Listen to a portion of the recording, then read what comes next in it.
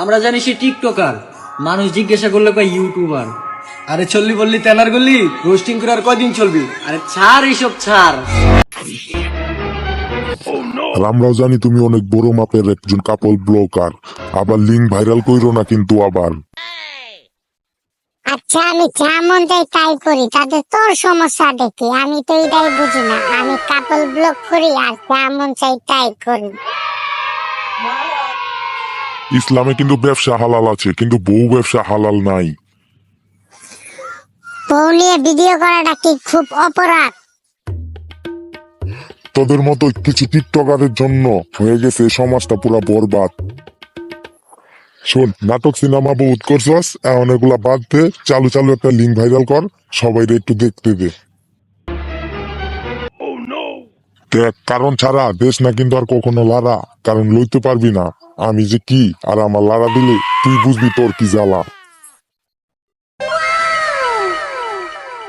আচ্ছা ভাই, সবাই তো আপনার বিয়ার অপেক্ষায় ছিল, চুরি করে বিয়াটা যে করলেন, কাজটা কি ঠিক করলেন ভাই?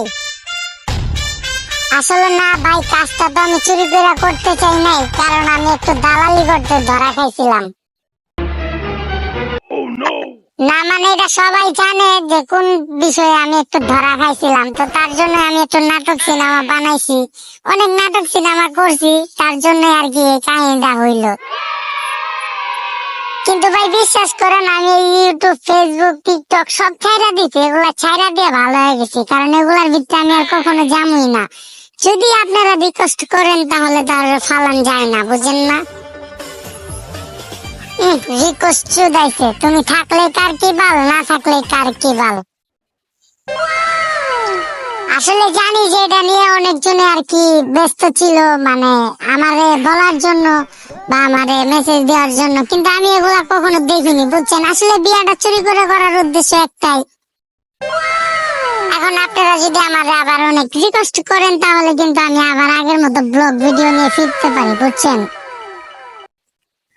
আর বিয়েটা করে কিন্তু আমার আপলোড দেওয়ার কোনো কথাই ছিল না, মানে আমার আগে সবাই আপলোড দিয়ে ফেলাইছে, যাক এটা ব্যাপার না। আমিও কিন্তু এটাই চাইছিলাম যে সবাই আগে আপলোড দেখ, আপনারা দেখেন।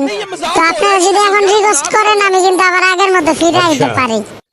ঠিক আছে, আমার বাল করবো, তোর আর ইন্টারভিউ নিমু না। দূর শালা, শেষরা শালা, পাট পার শালা।